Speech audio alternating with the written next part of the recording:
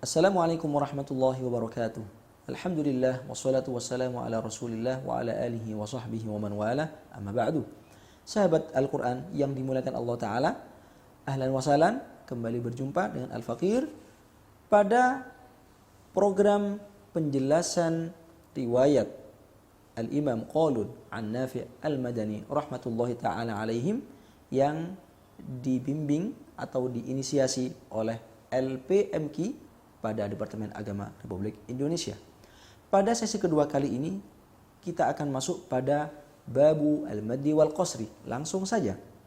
Mad tabi'i al-Imam Qalun seperti lain-lainnya membaca selama 2 harokat atau 1 alif.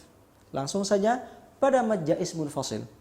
Perlu sedikit dijelaskan bahwasanya mad jaiz munfasil keadaannya ketika kita menjumpai 2 kata, akhiran kata pertama berupa huruf mad, pada awalan kata yang kedua berupa hamzah.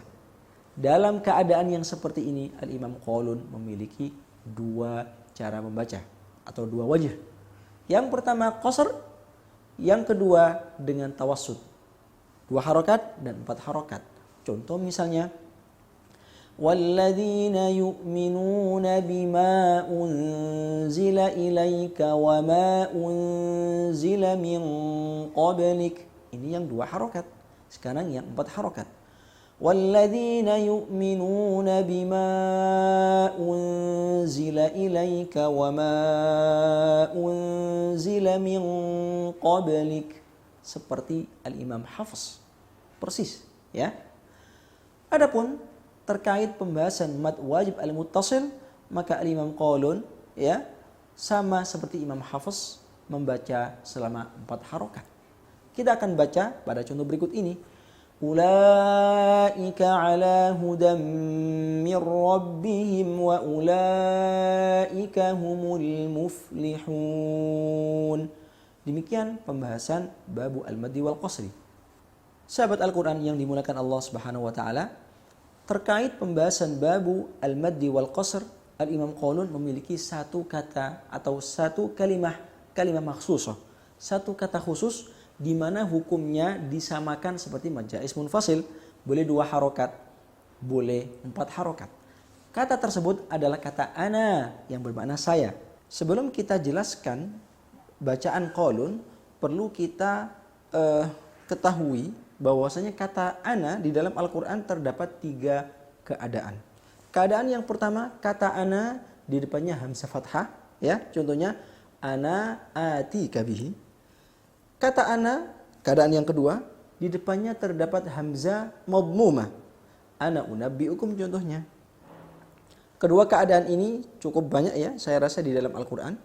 Adapun keadaan yang ketiga, kata ana di depannya hamzah kasrah.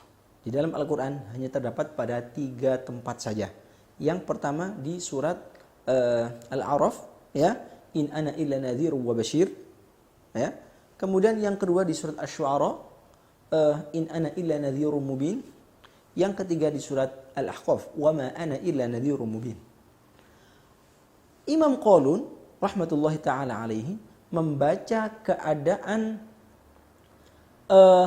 yang pertama dan yang kedua dengan mengisbatkan alif pada kata ana ketika wasol. Pemahamannya ketika waqaf ya sudah tentu dengan isbat menetapkan alifnya ana. Bahkan seluruh a'immah qiraa'ah asyarah sepakat kalau waqaf dengan membaca isbatul alif. Adapun ketika wasol sekali lagi Imam Qalun dengan tetap mengisbatkan alif. Adapun Imam Hafiz dengan menghapus alif ya. In ana illa atau in ana unabbiukum ana atika, ya. Adapun Qalun seperti yang kami sampaikan memiliki 2 wajah. Akan kita praktekkan bersama-sama. Silakan diikuti.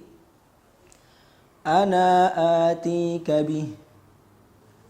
Ana uhyi wa umit. Ini dipraktekkan dengan cara qasr 2 harokat. Juga boleh 4 harokat, tawassut, sebagaimana kita ketahui. Ana atika bih, ya. Ana uhyi wa umit.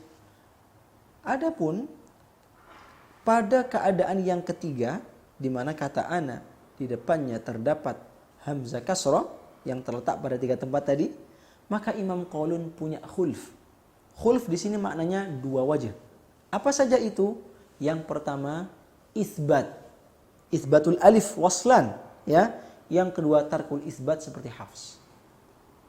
Akan kita praktekkan, ya. In ana illa nadhir. Ini dengan isbat. Yang berikutnya, mohon maaf, isbat dengan qasr, ya. Isbat dengan qasr. Yang kedua, isbat dengan tawassut. In ana illa nadhir. Sehingga sekali lagi, isbat ma'al qasri wal maddi. Ya, 2 wajah. Khulufnya dengan tarkul isbat. Maknanya dengan menghapus alifnya ketika wasol seperti Imam Hafs. In ana illa nadhir. Sehingga Imam Qaulun pada keadaan yang pertama dan yang kedua memiliki 1 wajah, yaitu isbatul alif waslan. Adapun keadaan yang ketiga, ketika hamzanya kasroh di depannya, maka Imam Qaulun punya 3 wajah. Ya, al-isbat ma'al qasri wal mad, kemudian tarkul isbat.